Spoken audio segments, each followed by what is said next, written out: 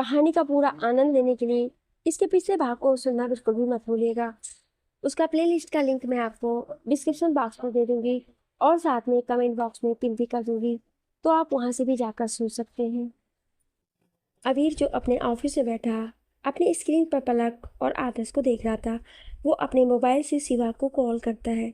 शिवा जो अपने शर्ट के बटन में लगे कैमरे से अबीर को पलक को दिखा रहा था, वो अपना मोबाइल पर अबीर का कॉल देख झट से कॉल उठा लेता है। अबीर उसे कुछ बताकर कॉल कट कर देता है और यहाँ शिवा बाहर चला जाता है। यहाँ अभी 10 मिनट हुए थे कि शिवा पलक के पास आता है और उसे उसे अपने हाथ में पकड़े चार्ट पेपर बैग देता है। पलक उसे सवालिया नजरों से देखती है तो शिवा वो सर ने भेजा है। उसकी बात सुन पलक शॉक हो जाती है। तो वहीं शिवा की बात सुन सारी लेडीज के कान खड़े हो जाते हैं। सारी लेडीज पलक के पास आती हैं तो शिवा वहां से चला जाता है। सारी लेडीज जल्दी से पलक को वो पेपर बैग देखने को बोलती है तो पलक उन्हें खोलकर देखती है तो सारे बैग में अलग अलग खाने की बहुत सारी चीजें थी। सारी लेडीज हैरान होकर पलक को देखने लगती है तो पलक खुद हैरानी से सारी चीजें देख रही थी। तभी पलक का मोबाइल बजता है। पलक देखती है तो फिर से अबीर का कॉल था। पलक जल्दी से कॉल उठाकर बात करने लगती है। पलक, हेलो अभी, क्या तुम्हें सारी चीजें मिली? पलक, हाँ, पर आपको ये सब भेजने की क्या जरूरत है? अभी, तुम बहुत पतली हो। उसकी बात सुन पलक कुछ पल के लिए चौंक जाती है कि अबीर बोलना क्या चाहता था। तभी अबीर आगे बोलता है, आरोज का ख्याल रखना और संभाल कर घर जाना। इतना बोल वो कॉल कट कर देता है। पलक अपने मोबाइल को घूरती है, फिर अपना सिर झटक कर सबके पास आती है। पलक उन सब में से कुछ चीज़ें ले करके बाकी सब उन लेडीज़ को खाने को बोलती है और खुद अपने क्लास की तरफ बढ़ जाती है। पलक अपने क्लास में आती है तो देखती है आरुष बाकी बच्चों के साथ खेल रहा था। पलक उसे देख मुस्कुरा देती है। फिर सबको अपने पास बुलाकर खाने की चीज़ें उन सब में बांटकर आरुष के साथ बैठकर खुद भी खाने लगती है। क्लास खत्म होने के बाद पलक आरुष के साथ घर के लिए निकल जाती है। पलक और आरुष पीछे बैठे हुए थे तो वहीं शिवा गाड़ी चला रहा था। अभी उनकी गाड़ी कुछ दूरी ही पहुंची थी कि कोई गाड़ी के टायर पर गोली चला देता है। टायर पर गोली लगने से गाड़ी बहुत तेज आवाज के साथ रुकती है। वहीं गोली की आवाज सुन आरुष और पलक घबरा जाते हैं। शिवा जल्दी से अपनी गन निकालकर अपनी पहनी हुई घड़ी में एक बटन दबा देता है। तभी कुछ गाड़ियां आकर उनकी गाड़ी को घेर लेते हैं। पलक और आरुष और घबरा जाते हैं। तभी शिवा उन दोनों से, चाहे कुछ भी हो जाए, आप दोनों बाहर नहीं आना। इतना बोल वो अपनी गन लोड कर लेता है। यहाँ पलक देखती है बाहर खड़ी चारों गाड़ियों में से बहुत से आदमी उतरकर उनकी गाड़ी को घेर लेते हैं। आरुष भी घबरा कर पलक का हाथ पकड़ लेता है। पलक भी आरुष का हाथ पकड़ लेती है। शिवा गाड़ी को पूरी तरफ से लॉक कर देता है। वही बाहर खड़े आदमी धीरे धीरे उनकी गाड़ी के पास आते हैं। फिर गन तान कर एक आदमी बोलता है, जल्दी से गाड़ी से बाहर उतरो। उनकी बात सुन शिवा पलक और आरुष को चुप रहने का इशारा करता है। पलक जल्दी से आरुष को सीट के पास नीचे बैठाकर उसे चुप रहने को बोलती है। वहीं शिवा गाड़ी के विंडो के शीशे को धीरे से नीचे करता है और एक गोली चला देता है। उसकी गोली लगते ही एक आदमी वहीं ढेर हो जाता है। वहीं ये देख बाकी सारे आदमी शिवा की गाड़ी पर बुलेट बरसाने लगते हैं। गोली की आवाज सुन पलक और आरुष डर जाते हैं, पर एक भी गोली उन्हें छू नहीं पाती है क्योंकि उनकी गाड़ी बुलेट प्रूफ थी। कुछ देर गोली चलने के बाद अचानक सब शांत हो जाता है। तभी शिवा दूसरी विंडो से फिर से शूट करने लगता है। कुछ आदमी की मौत के बाद शिवा गाड़ी से उतरकर दूसरे साइड जाकर अटैक करने लगता है, पर वो सारे करीब 20 आदमी थे तो वहीं शिवा अकेला। आखिर में शिवा को हाथ पर एक गोली लग जाती है तो वहीं दूसरी तरफ कुछ आदमी गाड़ी के बैक सीट के विंडो के पास जाकर वहां का कांच तोड़ने लगता है। पलक घबरा जाती है। वहीं बाहर से आदमी शीशा तोड़ने की कोशिश कर रहा था, पर शीशा नहीं टूटता है। वहीं पलक अपना बैग और आरुष की तरफ रखकर उसे छुपाने की कोशिश करती है। आरुष भी घबराया हुआ छुप रहा था। पलक को डर लग रहा था कि अगर वो अंदर आ गए तो कहीं आरुष को कुछ कर ना दे। पलक देखती है तो दूसरी तरफ से भी शीशा तोड़ने की कोशिश करने लगते हैं। उन्हें ऐसा करता देख पलक घबरा जाती है। पलक जल्दी से अपना मोबाइल ढूंढने लगती है। उसे मोबाइल मिल जाता है तो पलक जल्दी से अबीर को कॉल करने लगती है, पर तभी विंडो पर कोई गोली चला देता है तो घबराकर पलक के हाथ से मोबाइल नीचे गिर जाता है। पलक को अब कुछ समझ नहीं आ रहा था। हालांकि अभी तक विंडो का शीशा टूटा तो नहीं था, पर पलक घबरा जाती है। आखिर में कुछ सोच आरुष को देखती है। फिर उसे देखकर, आरुष, मेरी बात मानोगे ना? उसकी बात पर आरुष अपना सिर हिला देता है। तो पलक, चाहे कुछ भी हो जाए, तुम यहाँ से बाहर नहीं आना। उसकी बात पर आरुष अपना सिर हिला देता है। तो पलक अपने साइड का डोर अनलॉक करती है। पलक के डोर अनलॉक करते ही आरुष की तरफ से शीशे तोड़ने की कोशिश रुक जाती है। पलक हिम्मत कर जल्दी से गाड़ी से बाहर उतरकर डोर फिर से लॉक कर देती है। हमला करने आए सारे आदमी पलक को देखकर रुक जाते हैं। वहीं शिवा, जो छुप कर अभी उन्हें शूट कर रहा था, वो भी पलक को बाहर देखकर घबरा जाता है। पलक बाहर आकर उन सभी आदमी को घबरा कर देखने लगती है। तो वहीं वो सारे आदमी पलक को देखकर कुछ हैरान लग रहे थे। तभी उनमें से एक आदमी आगे बढ़ पलक से, तुम अंदर क्या कर रही थी? यहाँ पर तो आरुष ओबराय को होना चाहिए। उसकी बात सुन पलक घबरा जाती है, पर वो ये समझ जाती है कि सारे गुंडे आरुष के लिए आए हैं। पलक घबराते हुए, ये मेरी गाड़ी है और अंदर में ही थी, यहाँ कोई आरुष ओबेराय नहीं है, शायद आपको गलतफहमी हो रही है। उसकी बात सुन वो सारे आदमी एक दूसरे को देखने लगते हैं और कुछ इशारा करते हैं। तभी एक आदमी आगे बढ़कर पलक के बाल पकड़ लेता है और गुस्से से बोलता है, हमसे झूठ मत बोल, हमें पक्का इन्फॉर्मेशन मिली है कि इस गाड़ी में आरुष ओबेराय है। उसके बाल पकड़ने से पलक को दर्द होने लगता है और उसके आंखों में पानी भर जाता है। पर भी तभी पलक यही बोलती है कि अंदर कोई आरुष ओबेराय नहीं है।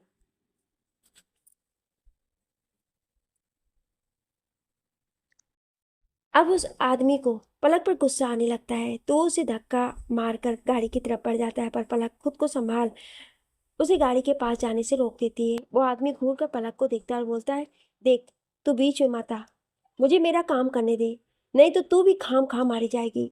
उनकी बात सुनने के बाद भी पलक नहीं हटती। तो वो आदमी आगे बढ़कर उसे एक थप्पड़ लगा देता है। थप्पड़ जोर का था, जिस वजह से पलक नीचे गिर जाती है।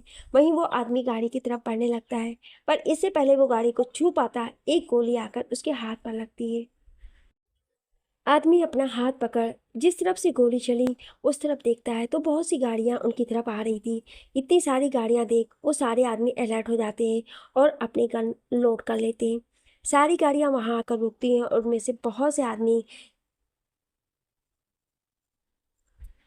सब मशीन गन लेकर उतरते हैं और सामने खड़े सारे गुंडों पर गन तान देते हैं। उस गाड़ी के सेंटर वाली गाड़ी से अबीर उतरता है, जिसके हाथ में पिस्तौल थी।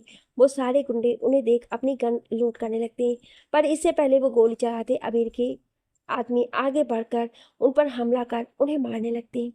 कुछ देर बाद सारे गुंडे जमीन पर पड़े हुए थे, हालांकि वो मरे नहीं थे, बस बेहोश थे। अबीर लंबे कदम लेकर गाड़ी के पास आता है और आरुष को आवाज देता है, अबीर, आरुष।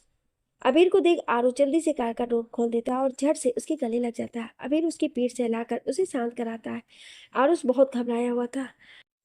अबीर उसके पीठ को सहलाकर, आरुष रिलैक्स, कुछ नहीं हुआ है, मैं हूं ना। अबीर के शांत करने से आरुष समझ जाता है। तभी अबीर को पलक का ध्यान आता है। अबीर आरुष को खुद से अलग कर, आरुष, पलक कहाँ है? अबीर के सवाल पर आरुष, वो पलक बाहर थी।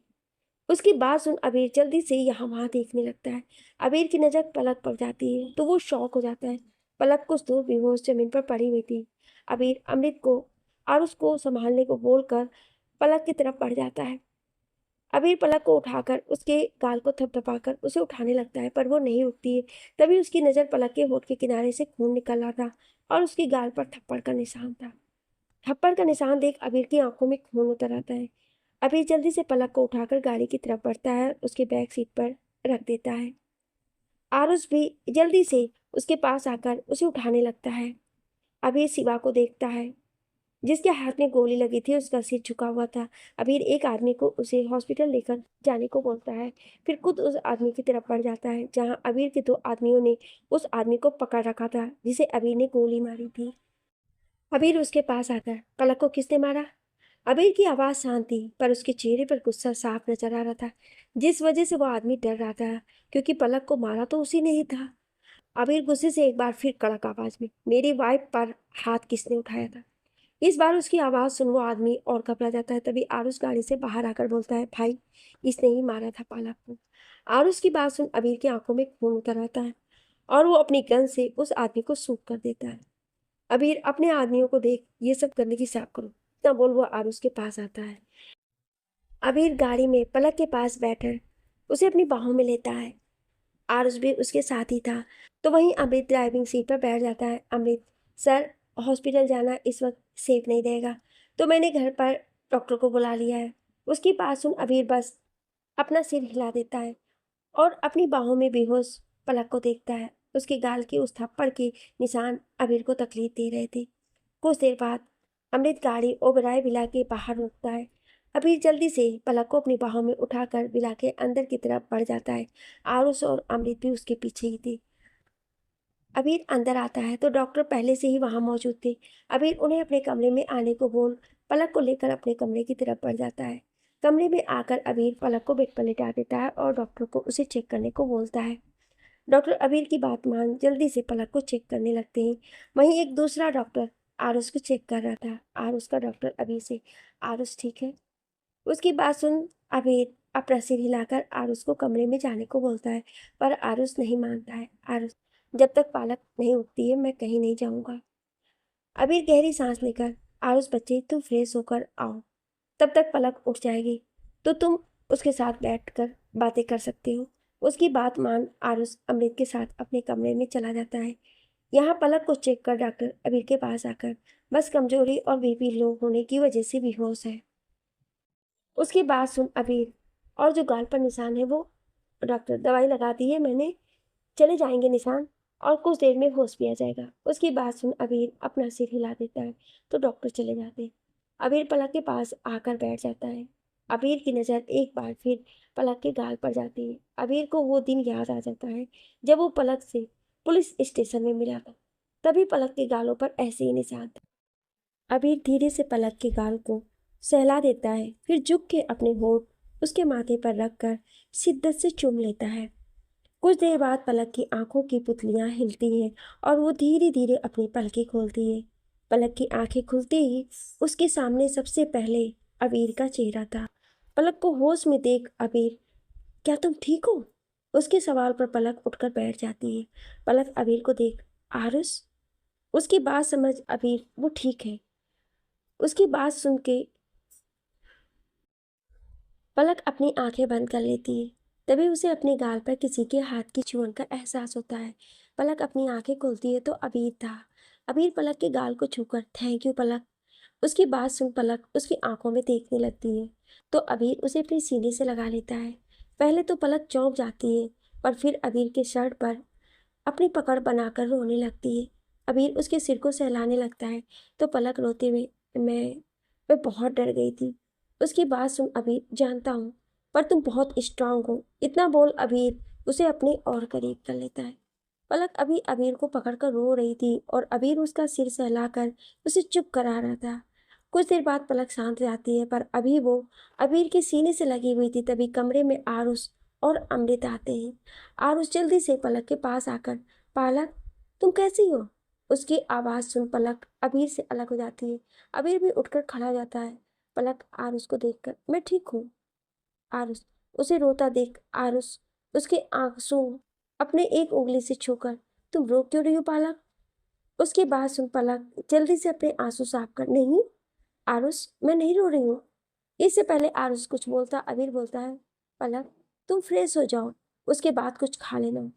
उसकी बात सुन पलक अपना सर हिलाकर बाथरूम में चली जाती है। पलक के बाथरूम में जाते ही अबीर भी आरुष को नीचे भेज देता है और खुद भी चेंज करने चला जाता है। कुछ देर बाद पलक फ्रेश होकर आती है तो अबीर उसे अपने साथ नीचे लेकर आता है, जहां आरुष पहले से उसका इंतजार कर रहा था। अबीर और पलक आरुष के साथ डाइनिंग टेबल पर बैठे डिनर करते हैं। डिनर के बाद आरुष अपने कमरे में सोने चला जाता है तो वहीं अबीर पलक के साथ अपने कमरे में आता है। कमरे में आने के बाद पलक बेड पर सो जाती है और अबीर सोफे पर बैठकर अपना काम करने लगता है। रात के 2 बज रहे थे और अबीर अभी काम कर रहा था। तभी उसे कुछ अजीब आवाज आती है। अबीर लैपटॉप से अपना ध्यान हटाकर यहाँ वहाँ देखता है तो पलक बेड पर कुछ बड़बड़ा रही थी। अबीर अपना लैपटॉप बंद कर पलक के पास आता है। अबीर देखता है कि पलक के माथे पर पसीना है और वो कुछ बड़बड़ा रही थी। अबीर उसके पास बैठकर पलक को अपने सीने से लगाकर उसके पीठ को सहलाने लगता है। अबीर ध्यान से पलक क्या बोल रही सुनने लगता है। पलक, नहीं, छोड़ दो मुझे, मैंने कुछ नहीं किया, मुझे मत मारो। उसकी बात सुन अबीर उसकी पीठ सहलाकर, पलक शांत हो जाओ, कोई तुम्हें नहीं मारेगा, ऐसे ही बोल बोल अबीर पलक को शांत कर देता है। कुछ देर बाद पलक पूरी तरह शांत हो जाती है तो अबीर लाइट बंद कर उसे ऐसे ही अपनी बाहों में लेकर बेड पर लेट जाता है। अबीर पलक को देखता है। उसके मासूम चेहरे पर डर देख अबीर को बिल्कुल अच्छा नहीं लगता है। अबीर अपने होठ उसके माथे पर रखकर चूम लेता है और उसके बालों को सहलाते हुए सो जाता है। अगली सुबह पलक की नींद खुलती है तो वो खुद को अबीर के बाहों में देख चौंक जाती है, पर फिर उसकी नज़र सोते हुए अबीर पर जाती है। अबीर बड़ी सुकून से सो रहा था और उसके कुछ बाल उसके माथे पर बिखरे हुए थे। पलक उसे इतना करीब देख अपने आप को रोक नहीं पाती और अपना हाथ उसे छूने के लिए बढ़ाती है, पर जैसे ही उसके हाथ अबीर को छूने वाले थे पलक के कानों में कुछ शब्द गूंज जाते। तुम नाजायज हो, तुम्हें कोई नहीं अपनाएगा, तुमसे कौन प्यार करेगा। सब याद करते ही पलक अपने हाथ पीछे ले लेती है। पलक खुद को अबीर के बाहों से छुड़ाकर बेड से उठकर बाथरूम में चली जाती है। पलक फ्रेश फ्रेश होकर बाहर आती है और अपने कपड़े पहनकर अबीर को देखती है, जो अभी सुकून से सो रहा था। उसे एक नज़र देख पलक नीचे चली जाती है। पलक के जाने के कुछ देर बाद अबीर की नींद खुलती है। अबीर की नींद खुलते ही अबीर पलक को ढूंढने लगता है। पूरे कमरे में ढूंढने के बाद जब उसे पलक नहीं मिलती है तो वो कमरे से बाहर निकलकर पलक को ढूंढने लगता है। तभी उसे पलक नीचे हॉल में दिखती है। अबीर उसे नॉर्मल देख गहरी सांस लेकर अपने कमरे में वापस आकर वॉशरूम में चला जाता है। कुछ देर बाद अबीर तैयार होकर नीचे आता है तो उसे आरुष डाइनिंग टेबल पर बैठा मिलता है। अबीर उसके पास आकर बैठ जाता है और उसे देखता है। Good morning Aarush. आरुष उसे देख अपने हाथ में बंधी घड़ी देख, भाई यू आर ऑलवेज लेट। उसकी बात सुन अबीर, आरुष यू नो ना, मुझसे सुबह जल्दी नहीं उठा जाता है। उसकी बात सुन आरुष मुंह बना लिया। आपसे अच्छी तो पालक है, इतना बोल वो अपना मुंह टेढ़ा करता है तो उसे ऐसे देख अबीर अपना सिर हिला देता है। तभी पलक वहां नाश्ता लेकर आती है और उन दोनों को सर्व कर रही वहीं बैठी खुद भी नाश्ता करने लगती है। नाश्ता करते हुए अबीर पलक को देखता है और बोलता है, तुम आज तैयार नहीं हुई। उसके सवाल पर पलक उसे देख, वो मैंने कुछ दिन की छुट्टी ले ली है, इतना वो अपना सिर झुका लेती है। तो वहीं अबीर समझ गया कि पलक ने उस हादसे की वजह से छुट्टी ले ली है, पर वो कुछ नहीं बोलता है। कुछ देर बाद अबीर ऑफिस के लिए निकल जाता है। अब घर में बस पलक और आरुष ही थे।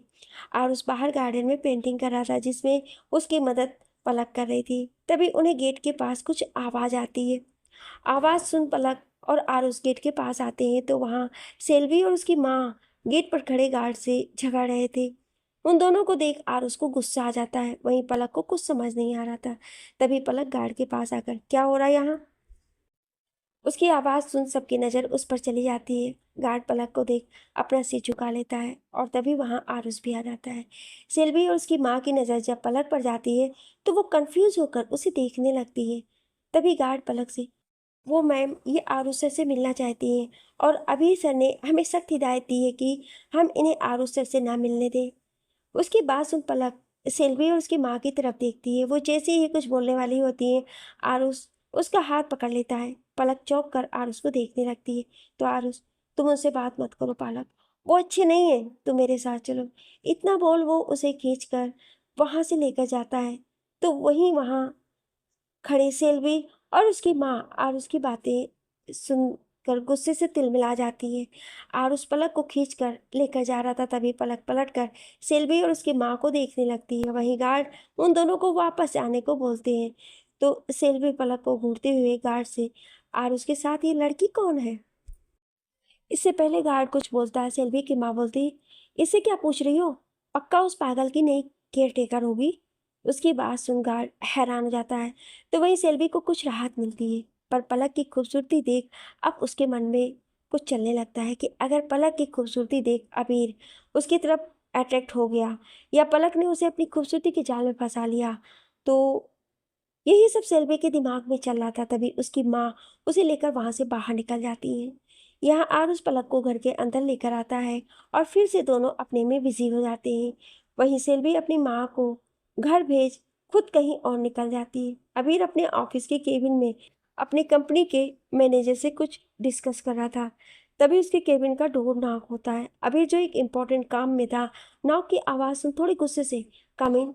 उसकी गुस्से वाली आवाज़ सुन बाहर खड़ा अमृत थोड़ा डर जाता है, पर फिर थोड़ी हिम्मत कर दरवाज़ा खोल अंदर आता है। अंदर बैठा अबीर जैसे ही अमृत को अपने सामने देखता है तो उसकी आंखें कठोर हो जाती हैं। अबीर कड़क आवाज में, मैंने कहा था मुझे डिस्टर्ब मत करना, तो क्यों? उसकी कड़क आवाज़ सुन अमृत, सर वो मिस सेल्वी आई हैं, उन्हें आपसे मिलना है। अमृत की बात सुन अबीर के चेहरे के एक्सप्रेशन और कठोर हो जाते हैं। अबीर अमृत को देख, क्या तुम्हें नहीं पता कि मैं उससे नहीं मिलना चाहता? उसकी बात पर अमृत, सर वो मिस सेल्वी जिद करके बैठी है कि वो आपसे मिले बिना यहाँ से नहीं जाएगी। उसकी बात सुन अबीर उसे घूरते हुए, ओके बैठे रहने दो उसे, और अब तुम जाओ यहाँ से। उसकी बात सुन अमृत थोड़ा चौंक जाता है, पर फिर वो बाहर चला जाता है और अबीर यहाँ अपने मैनेजर के साथ डिस्कस चालू रखता है। अमित अपने केबिन में आकर रिसेप्शन पर कॉल कर बता देता है कि अबीर सेल्वी से नहीं मिलेगा। जब ये बात सेल्वी को पता चलती है कि अबीर ने उसे मिलने से मना कर दिया है तो उसे बहुत गुस्सा आता है और वो गुस्से से बाहर चली जाती है। शाम का वक्त, अबीर अपना काम पूरा कर घर जाने के लिए ऑफिस से बाहर निकल जाता है। अबीर और अमृत साथ में ही थे। अबीर और अमृत कार के पास जैसे ही पहुंचते हैं, अचानक से सेल्वी अबीर के सामने आ जाती है। सेल्वी के अचानक आने से अबीर पहले तो चौंक जाता है, पर अगले ही पल उसकी आंखें कठोर हो जाती हैं और वो गुस्से से सेल्वी को घूरने लगता है। सेल्वी अबीर को देख, अबीर बस एक छोटी सी गलती की इतनी बड़ी सजा, इतना बोल वो रोने लगती है। पर उसकी बात सुन अबीर के चेहरे की एक्सप्रेशन और कठोर हो जाते हैं। सेल्वी फिर से अबीर को देख, अबीर हो गई मुझसे गलती, पर अब ऐसी सजा दोगे तुम कि मुझसे बात भी नहीं करोगे, मिलोगे भी नहीं? ये तो सही नहीं है अबीर। आखिर में मैं तुम्हारी बचपन की दोस्त हूँ और तुमसे प्यार करती हूँ। उसके इतना कहते ही अबीर अपनी कड़क आवाज में, पर मैं तुमसे नहीं प्यार करता, समझी? अबीर की बात सुन सेल्वी फिर से रोते हुए उसका हाथ पकड़ लेती है। अबीर झटके से उसे अपने हाथ छुड़ाकर उंगली दिखाकर, सेल्वी दूर रहो मुझसे। तुम जिसे छोटी गलती कह रही हो वो मेरे लिए सबसे बड़ी गलती है। तुमने मेरे मासूम भाई पर हाथ उठाया, जिसके लिए मैं तुम्हें कभी माफ नहीं करूंगा। तो ये सब नाटक बंद करो और दूर रहो मुझसे। इतना बोल वो सेल्वी को हटाकर छट से अपनी गाड़ी में बैठकर डोर लॉक कर लेता है। अबीर के बैठते ही सेल्वी उसके विंडो के शीशे पर नॉक करने लगती है, पर अबीर उसकी तरफ देखता भी नहीं है। यहाँ अमृत अभी बाहर खड़ा सेल्वी को देख रहा था तो अबीर उसे गुस्से से घूरने लगता है। अमृत उसकी गुस्से वाली नज़र देख झट से ड्राइविंग सीट पर बैठ जाता है और गाड़ी स्टार्ट कर आगे बढ़ा देता है। 1 घंटे बाद अमृत कार ओबेराय विला के सामने रोकता है तो अबीर उतर के घर के अंदर बढ़ जाता है। अबीर जैसे ही घर के अंदर आता है तो सामने का नज़ारा देख उसके कदम रुक जाते हैं। उसके सामने आरुष यहाँ वहाँ भाग रहा था और उसके पीछे पलक अपनी आंखों पर पट्टी बांध उसे पकड़ने की कोशिश कर रही थी। अबीर खड़े होकर उन दोनों को देखने लगता है। यहाँ आरुष यहाँ वहाँ भाग रहा था और पलक अपने हाथ यहाँ वहाँ कर उसे पकड़ने की कोशिश कर रही थी। अबीर जो उन दोनों को देख रहा था, अचानक उसकी नज़र पलक पर जाती है जो टेबल से टकराने वाली थी। अबीर पलक को रोकने आगे बढ़ता है, पर तब तक पलक टेबल से टकरा जाती है। पर इससे पहले वो नीचे गिरती अबीर आगे बढ़कर उसके हाथ को पकड़कर उसे अपनी तरफ खींच लेता है। अबीर के खींचने से पलक सीधा उसके सीने से जा लगती है। पलक जैसे ही अबीर के सीने से लगती है, पहले वो घबरा जाती है, पर फिर अबीर की खुशबू से वो पहचान जाती है कि वो अबीर के सीने से लगी हुई है। अबीर पलक से, पलक क्या तुम ठीक हो? उसकी बात सुन पलक अपनी आंखों से पट्टी हटाकर उसे देखती है और अपना सिर हाँ में हिला देती है। अबीर पलक की आंखों में और पलक अबीर की आंखों में देख रही थी। दोनों एक दूसरे के आंखों में अपना अक्स साफ देख पा रहे थे। दोनों एक दूसरे में खोए हुए थे। दोनों का ध्यान आरुष की आवाज़ से टूटता है। आरुष चिल्लाते हुए, भाई! इतना बोल वो उन दोनों के पास आ जाता है। आरुष की आवाज़ सुन पलक और अबीर एक दूसरे से अलग होते हैं। आरुष अबीर के पास आकर, भाई आप लेट हो गए, हम अभी हाइड एंड सीक खेल रहे थे और पलक हार गई। उसकी बात सुन पलक मुंह बना लेती है। फिर अबीर को देख, आप फ्रेश हो जाइए, मैं खाना लगाती हूँ। उसकी बात सुन अबीर भी अपना सिर हिलाकर कमरे में चली जाती है। कुछ देर बाद तीनों साथ में डिनर करने बैठे हुए थे। डिनर के बाद पलक किचन का काम करने जाती है तो आरुष अबीर को खींचकर अपने साथ अपने कमरे में लेकर आता है। आरुष अबीर को अपने कमरे में लेकर बेड पर बैठा देता है तो वहीं आरुष की हरकत पर अबीर उसे हैरानी से देख रहा था। अबीर आरुष से, क्या हुआ आरुष? उसके सवाल पर आरुष अबीर को देख, भाई आपको पता है आज जो चुड़ैल यहाँ आई थी। उसकी बात सुन अबीर समझ जाता है कि आरुष सेल्वी की बात कर रहा है। अबीर आरुष से, उसने तुमसे कुछ कहा? आरुष, नहीं भाई, पर उसने पालक को देख लिया है। अब वो मेरी तरह पालक को भी मारेगी, क्योंकि पालक ने उसे आपसे अलग कर दिया है। उसकी बात सुन अबीर के चेहरे के एक्सप्रेशन बदल जाते हैं। अबीर आरुष से, आरुष, अब से ना तुझे और ना ही पालक को, सेल्वी क्या, कोई भी नहीं मार सकता है। उसकी बात सुन आरुष खुश हो जाता है तो अबीर उसे सोने को बोल उसके कमरे से बाहर चला जाता है। अबीर अपने कमरे में आता है तो उसे पलक नहीं दिखती है, पर तभी उसे वॉशरूम से पानी गिरने की आवाज़ आती है। अबीर समझ आता है कि पलक वॉशरूम में है। अबीर अपना लैपटॉप लेकर बेड पर बैठ जाता है और काम करने लगता है। कुछ देर बाद पलक वॉशरूम से बाहर आती है। पलक ने अपने कपड़े चेंज किए और अब नाइट सूट पहन लिया था। पलक बेड पर आकर बैठ जाती है। फिर अबीर को देख, वो आज कोई दो लेडी आई थी आरुष से मिलने। उसकी बात सुन अबीर पलक को देखने लगता है तो पलक आगे बोलती है, वो गार्ड ने उन्हें अंदर नहीं आने दिया, कहा कि आपने मना किया है। उसकी बात सुन अबीर अपना लैपटॉप बंद कर पलक को देखता है। हाँ, मैंने ही मना किया है उन्हें आरुष से मिलने से। और अब ये बात तुम भी याद रखना पलक, कि उन दोनों से आरुष के साथ तुम भी दूर रहना। उसकी बात सुन पलक पूछना तो चाहती थी कि क्यों, पर उसकी हिम्मत नहीं हो रही थी। पर अबीर उसके चेहरे को देख समझ जाता है कि वो क्या सवाल करना चाहती है, तो वो खुद बोलता है, वक्त आने पर सब बता दूंगा, अभी तुम सो जाओ। वैसे तुम अपना जॉब कब से कंटिन्यू कर रही हो? उसके इस सवाल पर पलक एकदम से शांत हो जाती है। पलक को ऐसे शांत देख अबीर फिर से बोलता है, क्या हुआ? पलक, वो मैं, उसकी बात बीच में काटकर अबीर बोलता है, घबरा रही हो? पलक उसे देखकर अपना सिर झुका लेती है तो अबीर गहरी सांस लेकर, मैं कुछ बॉडीगार्ड तुम्हारे साथ भेज दूंगा। उसकी बात सुन पलक को अचानक शिव की याद आती है। पलक अबीर को देख, शिव जी कहाँ हैं? उसके सवाल पर अबीर की भवें तन जाती हैं। अबीर, मैंने उसे निकाल दिया। उसकी बात सुन पलक हैरान होकर, क्या? पर क्यों?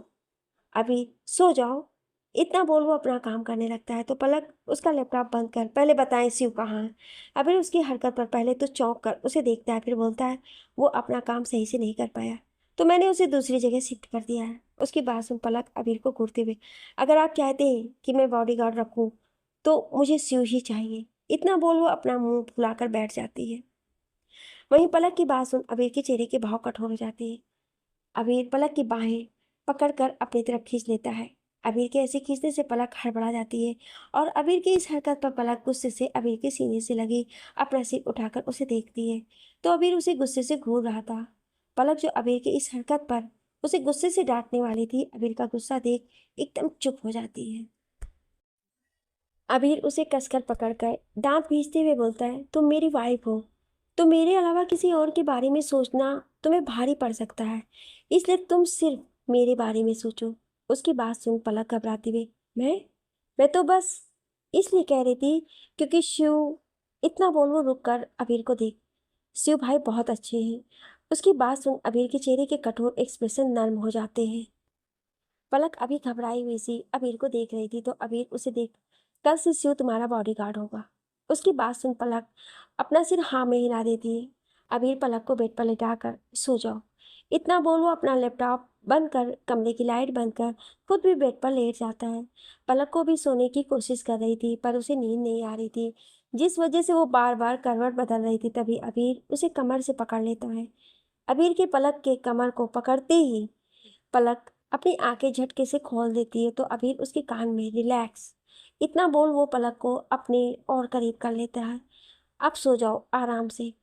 उसकी बात सुन पलक तो कुछ बोल ही नहीं पाती है। वहीं अबीर आराम से पलक को पकड़कर सो जाता है। कुछ देर बाद पलक को भी नींद आ जाती है और वो भी सो जाती है। अगली सुबह पलक की नींद खुलती है तो वो खुद को अबीर के बाहों में पाती है। पलक धीरे से अपने ऊपर से अबीर का हाथ हटा के वॉशरूम में चली जाती है। फिर तैयार होकर नीचे आती है और अपने कामों में लग जाती है। कुछ देर बाद अबीर और आरुष भी तैयार होकर नीचे आते हैं। पलक जब अबीर को घर के कपड़ों में देखती है तो उससे पूछती है, आज आप ऑफिस नहीं जाएंगे? उसकी बात सुन अबीर, आज संडे है। उसकी बात सुन पलक को ध्यान आता है कि आज संडे है।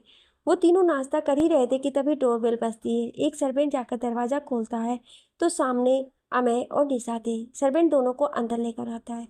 अमय और निशा अबीर और आरुष से मिलते हैं। फिर पलक से बात करते हैं। तभी पलक दोनों को नाश्ता करने को बोलती है। दोनों भी उनके साथ बैठकर नाश्ता करने लगते हैं। तभी अबीर, तुम दोनों यहाँ? उसके सवाल पर अमय, वो दरअसल कल निशा का बर्थडे है, तो मैंने उसके लिए पार्टी रखी है, तो उसके लिए ही इनवाइट करने आए हैं। उसकी बात सुन अबीर, ठीक है, मैं आरुष और पलक आ जाएंगे। उसकी बात पर पलक थोड़ी चौंक जाती है। वहीं अमय और निशा मुस्कुरा देते हैं। नाश्ता करने के बाद अमय, अब हम चलते हैं। उनकी बात सुन पलक, अरे बैठिए ना, आप लंच करके जाना। उसकी बात सुन निशा मुस्कुरा के पलक रुक जाते हैं, पर अब मुझे शॉपिंग करने जाना है। उसकी बात सुन अबीर कुछ सोचते हुए, निशा तुम एक काम करो, लंच करके फिर शॉपिंग पर जाना और अपने साथ पलक को भी लेकर जाना। उसकी बात सुन पलक शॉक हो जाती है। तो वहीं अमय और निशा एक दूसरे को देखने लगते हैं।